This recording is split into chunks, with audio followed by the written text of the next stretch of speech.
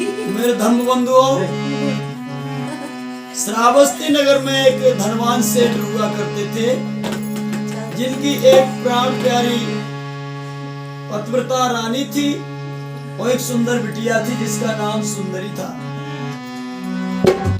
ये कौन लड़की थी, ये परिवार कैसा था और इस परिवार का क्या हुआ, इस कहानी के माध्यम से आप लोगों तक मैं पहुंचाने की कोशिश कर रहा हूं। जरा ध्यान दे के सुने। श्रावस्ती एक नगर था मेरा दादा,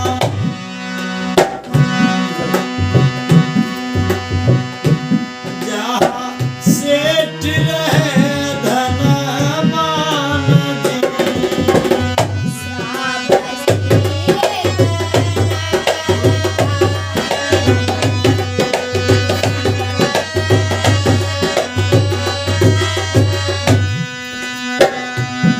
श्रावस्ती नगर में एक सेठ रहते थे। सेठ से लोचन नाम तो मेरे दादा, जो था बहुत बलवान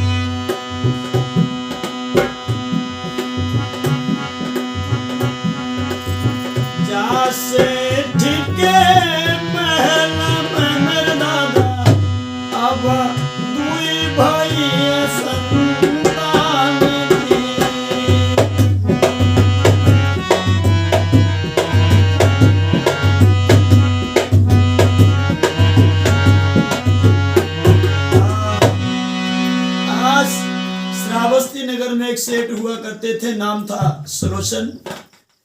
इस सुलोचन सेठ के दो बच्चों ने जन्म लिया है इनकी पत्नी के पेट से। जो लड़की है उसका नाम है सुंदरी, और धीरे धीरे आज सुंदरी बड़ी होने लगी। नौजवान साथियों, जब 12-14 साल की ये बेटी हुई है, इधर माँ भी बुढ़ापे की तरफ है। सतखंडा महल में महल बड़ा बड़ा था, 7 मंजिला महल कोई सतखंड कहते थे पहले जमाने में। आज वो मैया काम करते करते थक जाती है, तो एक दिन अपने पति से बोली, महाराज हम काम कर करके बहुत थक जाते हैं, एक काम करिए। क्या? अरे कौन नगर में राजा जाना,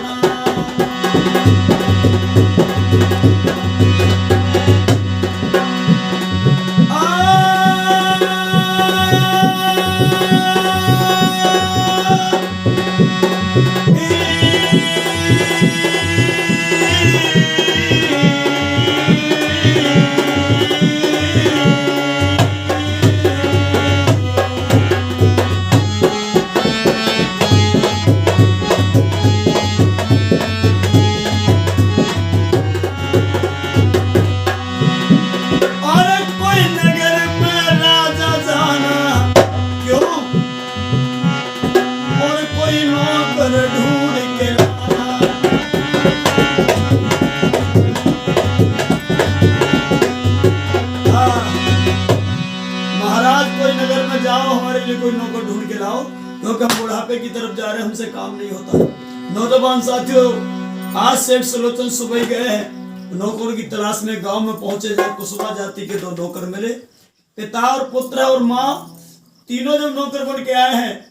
पिता जो है बाहर काम करने लगे खेतों में, माँ महल के अंदर काम करती है, और जो लड़का है जिसका नाम सुधाकर है वो बगिया में काम करने लगा।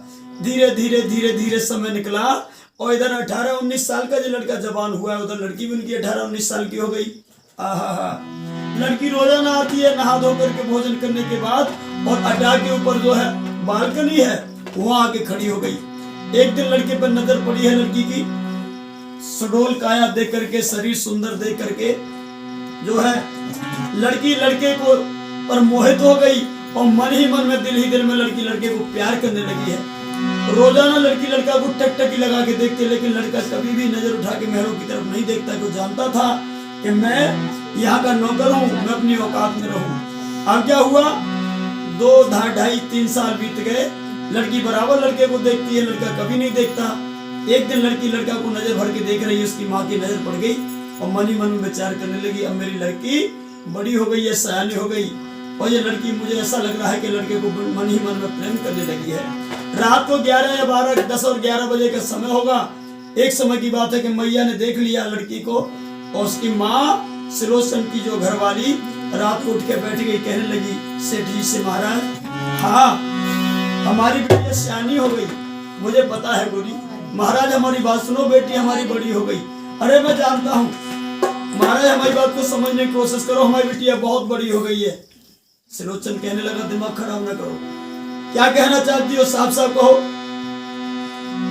सेठानी कहने लगी, महाराज तुम्हें नहीं पता क्या कि हमारी बेटी रोजाना नहा धो करके और बाहर बगिया में सुधा के जो लड़का है ना, हाँ उसको देखती नजर उठा के। कोई बात नहीं है बोली, बच्चे हैं देखते तो रहते ही हैं, लेकिन महाराज उसकी नजरों में मुझे कोई खोट नजर आता है। देखना बुरी बात नहीं है, लेकिन एक प्रेम भरी नजर से देखना और टकटकी लगा के देखना, नजर नहीं तोड़ना, ये कौन सी अच्छी बात है। तो तुम क्या कहना चाहती हो कि महाराज जैसे भी हो तैसे बहुत जल्दी लड़की के पीले हाथ कर दो। और बोली है रानी रात को 12 बजे, क्या अरे को नगर में राजा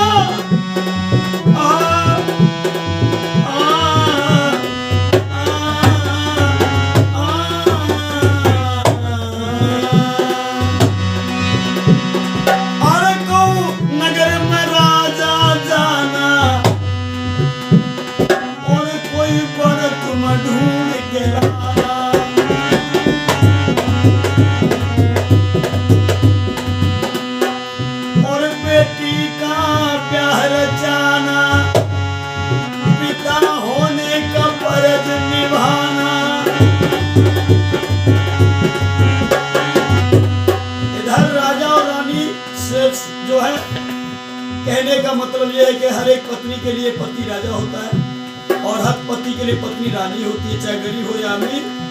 तो कहने का मतलब सेठ और सेठानी दोनों बातें कर रहे हैं, उधर दूसरे कमरे में उनकी सियानी लड़की पिता और माँ की दोनों की बातें सुन रही है। सोचने लगी, अगर मेरे पिता सुबह किसी दूसरे लड़के के साथ मेरा संबंध कर देंगे तो वो लड़का मेरे हाथ से निकल जाएगा जिससे मैं प्यार करती हूँ। क्या हुआ, बात सुन रही आज बिटिया ने, अरे बिटिया रह गई है करा खाए, बेटी को करके महलन में बैठी, मर्दों सुन लो के हमारी।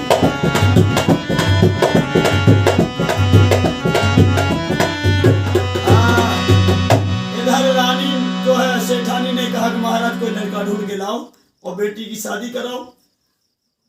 इतना कह करके सेठ बोला, ठीक है मैं सुबह जाऊंगा, कोई लड़का ढूंढ के लाऊंगा, लड़की की शादी करूंगा। लड़की ने जब बात सुनी है, रात को नींद नहीं आई, उठ के बैठ गई, विचार करने लगी मुझे कुछ करना पड़ेगा।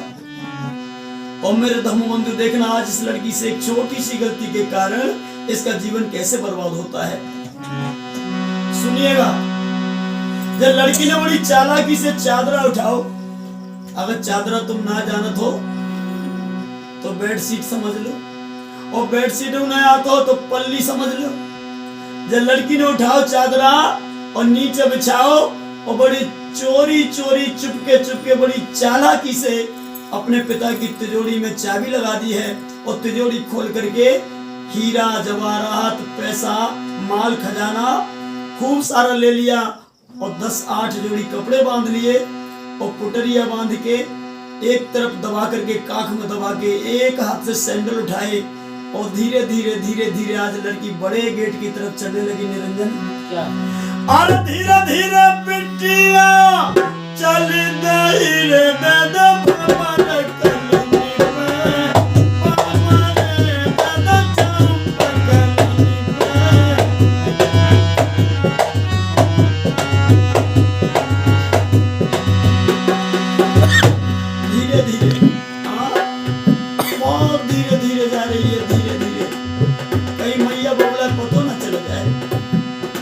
सीढ़ियों से नीचे उतरूंगी तो सैंडलों की आवाज खटखट की आवाज ना आ जाए।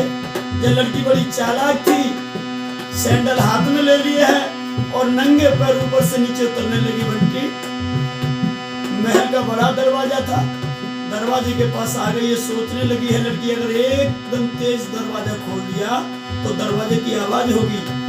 ये चालाक लड़की थी, बड़े धीरे से इशारे से दरवाजे को खोला। धीरे धीरे धीरे धीरे गेट खोलती जे मन में बने होसी यार रे जे मन में बने होसी।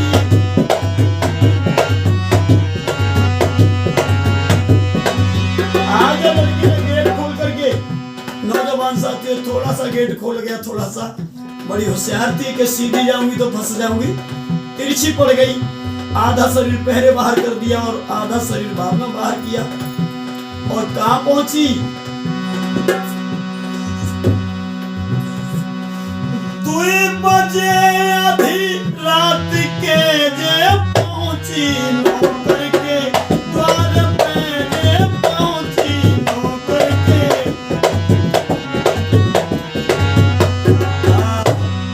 आज उस लोह सुंदरी घर में से माल लेकर के और सुधाकर नौकर जो था बगिया का उसके कमरे पर पहुंच गई और बड़े धीरे से इसने किवाड़ खोला था।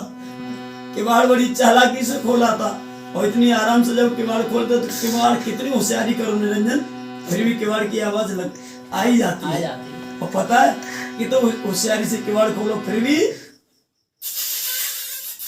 इतनी आवाज तो आई जाती है। लड़की बड़ी चतुर थी, खोल के पहुंच गई और जाकर के लड़के का कुंडी खटखटाने लगी। जब आवाज नहीं सुनी, चोर तो चोरी होता है, देशराज वो भी कैसे है। किवाड़ खोलो, किवाड़ खोलो। मैंने कहा किवाड़ खोलो। हाँ बंटी बिल्कुल तुम्हारी तरह आवाज निकल रही। मैंने कहा किवाड़ खोलो तो लड़के ने आवाज नहीं सुनी तो एकदम से झुंझला करके लड़की बोली है कि धीरे धीरे मैं बोलती रही, सारी रात ऐसे निकल जाएगी, किवाड़ नहीं खोल पाएंगे, मेरा प्लान चौपट हो जाएगा। लड़की तेज आवाज में बोली है किवाड़ खोलो। लड़का एकदम से सनक गया और सोचने लगा किसी की आवाज आई, उठ के आया और कुंडी खोली। जैसे गेट को खोला है सुंदरी सामने खड़ी है। लड़के ने हाथ जोड़ के अंदर से आवाज लगाई, आप? हाँ। आप हमारी मालकिन हो, रात को क्यों आई हो? लड़की कहने लगी शांत हो जाओ, ये मालकिन वालकिन हमसे ना बोलो। क्यों? आप हमारे मालिक की बेटी हो तो हमारी तो मालकिन ही होगी। बाहर खड़ी करके रखोगी, बाहर खड़ी करके रखोगे, अंदर नहीं बुलाओगे, हम सब बुला लेंगे अंदर, लेकिन रात को नहीं बुलाएंगे। आप यहां से चली जाइए, जो भी बात है सुबह कर लेना, मतलब हम अंदर नहीं आ सकते। नौकर सोचने लगा इसी का घर है, इसी का मकान है, अगर अंदर भी नहीं बुलाया तो हो सकता है नौकरी से बाहर करवा देगी। साहूकार की लड़की है, मजबूरी में लड़के ने कह दिया कि आ जाओ अंदर। जैसे लड़की अंदर आई है नौजवान साथियों, लड़की ने आते ही अंदर से किवाड़ बंद कर लिया। लड़का समझ गया इस लड़की के इरादे कुछ ठीक नहीं है और बोली है हमारी बात सुनो। लड़का ने हाथ जोड़ के कहा तुम अभी चली जाओ, जो भी बात है सुबह बोल देना। रात को 2 बज रहे हैं, तुम्हारे पिताजी इस शहर के नंबर बन के साहूकार है, जमींदार है, उनकी इज्जत समाज में ज्यादा है। किसी की भी नजर पड़ गई रात को 2 बजे तुम यहाँ क्या कर रही हो, तुम्हारे पिताजी की नाक कट जाएगी और हम नौकरी से निकल जाएंगे। चली जाओ।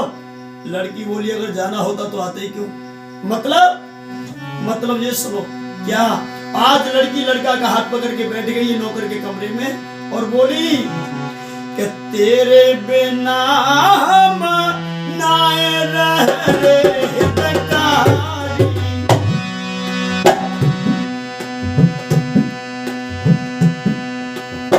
तेरे बिना हम नाए रह रे मेरे राजा। लड़की दिमाग खराब न कर। क्या बोली? फिर से बोलो। राजा। हाँ तू जानती है राजा किसे कहते हैं? हाँ किसको कहते हैं? जिसके साथ शादी हो जाए। तो हमारी तेरी शादी हुई नहीं तो हम तेरे राजा कैसे हो गए? हमने तुम्हें अपने मन ही मन में अपना पिया मान लिया है और हम तुमसे बहुत प्यार करते हैं, बहुत। अच्छा हाँ वो लड़की, हमें ऐसा लग रहा है तू हमारी जान का ग्राहक बन के आई है और तू हमारी जान लेने आई है। भाग, हम जाएंगे नहीं। तो अरे तेरे बिना हम नाए रह रे मेरे प्रीतम। दैया घर अनना न सोहाए थी।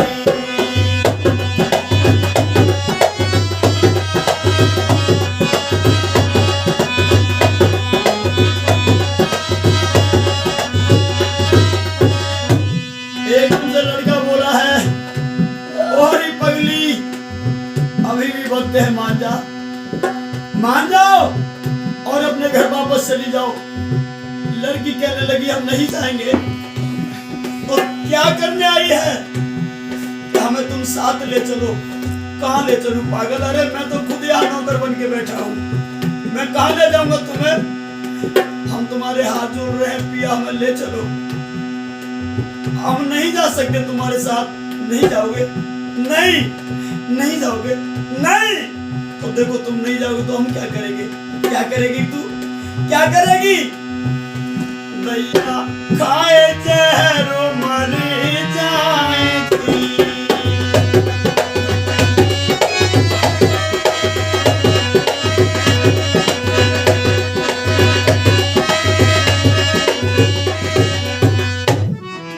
और याद रखना भाइयों, इन लड़कियों पे, इन महिलाओं पे एक बिना लाइसेंस को हथियार यही है, इनको काम कर दे तो ठीक और ना काम करो तो जहर की, कुआ की, रेलगाड़ी की छत से कूदने की धमकी देती है और ना चाहते हुए काम करवाने के लिए मजबूर कर देती है। आज इस लड़की ने लड़का को मजबूर कर दिया। लड़का ने सोचा है नहीं भागूंगा तो ये मर जाएगी और भागूंगा तो इसका पिता मुझे मरवा देगा। कहने का मतलब इधर भी कुआ उधर खाई और बीच में बेटा की आफत आई। लोगों ये वो लड्डू जिसे खाएगा तब भी मरेगा, नहीं खाएगा तब भी मरेगा। तो लड़के ने सोचा है कि जब मरना ही है तो फिर खा के मर लो। भैया सुन लड़की की बात, पेट में पानी हुई है।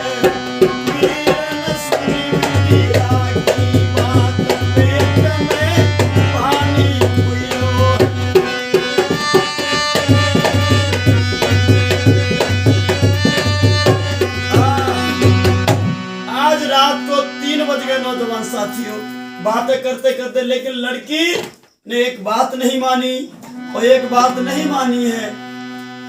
तो लड़की और लड़का रात को 3 बजे निरंजन चले गए।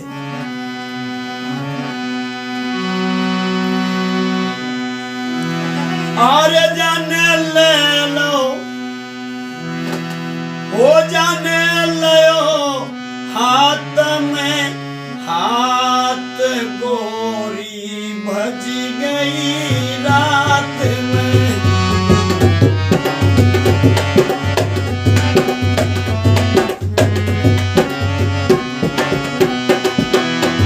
हो जाने लो हाथ में हाथ, गोरी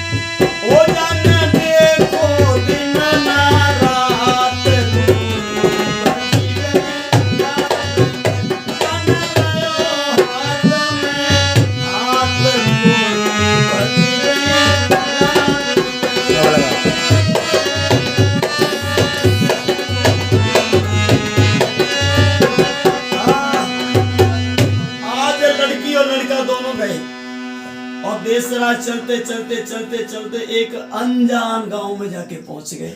अनजान शहर में जब पहुंचे हैं, लड़की लड़का, और ज्यादा तो का कहें 1 साल बीत गई जो लड़की को, और 1 साल के बाद 1 साल के बाद में जाके सुंदर जन्म भैया लाल जी।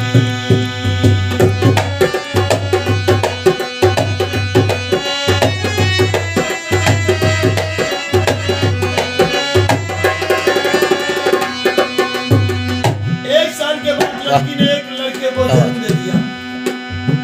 धीरे धीरे गुजरी गयो विपदा को वीरन काल जी।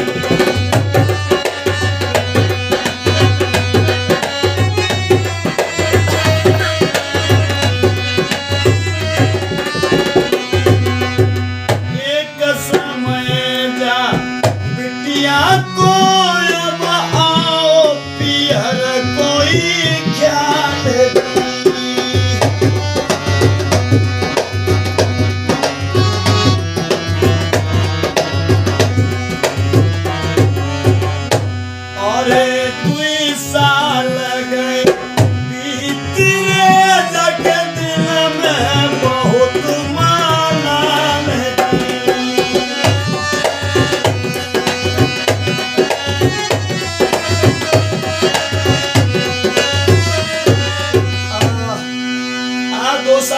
नौजवान साथी और लड़की को ध्यान आया कि 2 साल हो गए, चलो मम्मी पापा की याद आ रही है।